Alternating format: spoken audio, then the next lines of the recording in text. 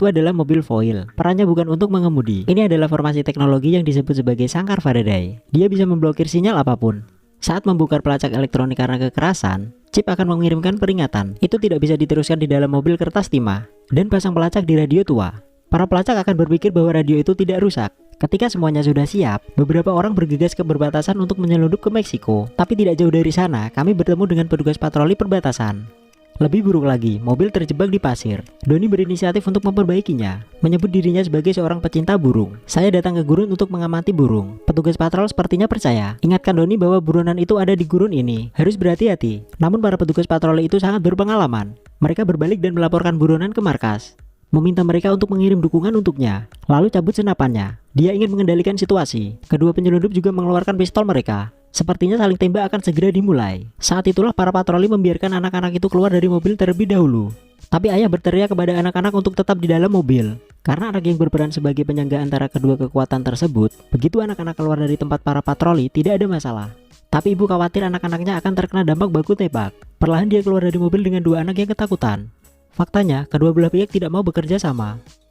Tapi tong bensin yang bengkak karena matahari, tapi itu menjadi sumbu dari baku tembak ini. Setelah pertempuran sengit, sebuah keluarga yang beranggotakan 4 orang selamat, dan James merupakan salah satu ketuanya.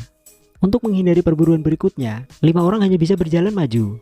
James yang baru saja kehilangan sahabatnya sangat tersakiti. Dia mengira Doni sumber masalah yang membunuh saudaranya. Dia mengira Doni sengaja menyembunyikan bahaya saat dia mendekati mereka. Kalau tidak, mereka tidak akan mengambil pekerjaan itu. Doni menggunakan ungkapan membujuk untuk anak-anaknya lagi. Karena sudah terjadi, harus menghadapi apa yang terjadi. Kita akan membahas langkah selanjutnya setelah melewati perbatasan. Tapi James bukan seorang bocil. Semakin Doni mengatakan kata-kata yang tidak bertanggung jawab tersebut, semakin marahlah dia. Melihat James akan bergerak, putri sulungnya, Tina, berteriak.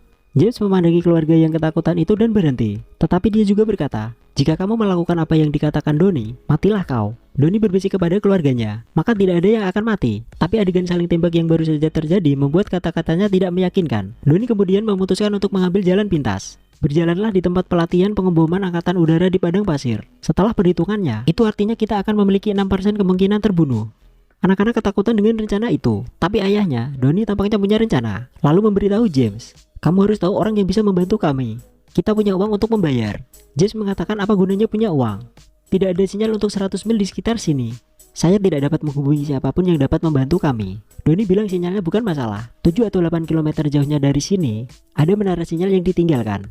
Jika kita sampai di sana, aku bisa membuat ponsel mempunyai sinyal. 5 orang berikutnya memulai berjalan kaki ke dalam jangkauan pengeboman yang terlarang. Sang istri berbisik kepada suaminya, "James pasti masih membencimu di hatinya.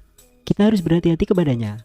Sementara pasangan itu ngobrol, James juga sedang ngobrol dengan kedua anak Doni.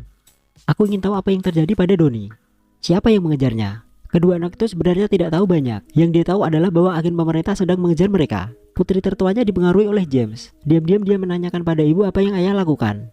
Tidak pernah begitu, bahkan ketika uangnya untuk tiket parkir yang diselundupkan ke Meksiko. Ibu tidak mengatakan yang sebenarnya. Katakan pada putri sulung untuk mengingatnya. Ayahmu tidak pernah menyakiti siapapun. Pasangan itu belum menyadarinya. Mereka tidak menyakiti orang lain, tapi putra dan putrinya sendiri. James berkata kepada ibu Jessie, dia juga memiliki seorang putri. Dia selalu tinggal di Meksiko. Karena James berutang banyak uang kepada para gangster lokal, dia nekat untuk tampil berani kembali. "Aku harus kembali sekarang." James melanjutkan dengan mengatakan, "Saya akan menelpon seseorang yang dapat membantu Anda. Tapi aku ingin kau kembali dengan bayinya. Jika kau harus pergi, biarkan saja Doni membahayakan keluarganya." Maju. James secara psikologis membenci Doni, tetapi dia tidak ingin menempatkan anak-anak itu dalam bahaya. Tapi ibu Jessie tidak mendengarnya. Mereka telah tiba di sebuah lembah. Lembah itu penuh dengan tubuh mumi yang ditinggalkan oleh para penyelundup. Doni tidak peduli anak-anaknya akan ketakutan atau tidak. Dia meminta mereka untuk membantu mengumpulkan apa yang ditinggalkan mumi itu. Putra bungsu menemukan pistol, tapi dia tidak mengatakan apa-apa. Sebaliknya, diam-diam dia meletakkannya ke dalam tas. Di sisi lain, James menemukan gelombang penumpang gelap lainnya. Mereka akan berlawanan arah dengan Doni. Salah satu dari mereka masuk ke dalam. Penyelundup baru saja menemukan lilin yang dinyalakan oleh Doni. Sepertinya seseorang baru saja datang. Jadi tarik senjatamu dan pertahankan. Keluarga yang bersembunyi di dalam kegelapan itu ketakutan. Mereka menahan nafas. Dia bisa menjadi hewan yang datang mengisyaratkan. Muncullah di belakang putra bungsunya. James mengambil hewan itu, tapi dia juga digigit. Tapi meski begitu, dia tidak mengatakan sepatah kata apapun. Dan ngomong-ngomong, buang hewan itu untuk memancing penumpang gelap pergi. James yang menyelamatkan putra bungsunya yang diracuni. Meski tidak langsung berakibat fatal, tetapi harus tetap diobati. Tepat sebelum James jatuh ke tanah, Mereka akhirnya menemukan menara sinyal. Menara sinyal ini sebenarnya hanyalah panggilan darurat. Tapi untuk Donnie yang sebenarnya merupakan seorang ilmuwan, itu sangat mudah. Sambungkan jalur sinyal ke telepon dengan cepat. Kemudian James menghubungi seorang yang bisa membantu mereka. Menunggu seseorang mengangkat panggilan itu. Apakah kamu di Meksiko? Saya di bagian utara perbatasan. Kita tidak pergi ke bagian utara perbatasan. Tunggu sebentar. Saya ingin kembali. Mereka yang berkulit putih. Amerika. Apakah seorang politisi adalah politisi? Mereka harus menghilang. Reruntuhan gereja. Baiklah. Setelah James memberitahu keluarga yang berisi 4 tentang titik pertemuan, dia baru saja terjatuh. Mereka membuat pertolongan pertama, bawa James ke reruntuhan gereja. Untungnya, perjalanannya tidak jauh. Mereka tiba sebelum matahari terbenam. Orang yang menjawab selangkah lebih maju dari mereka.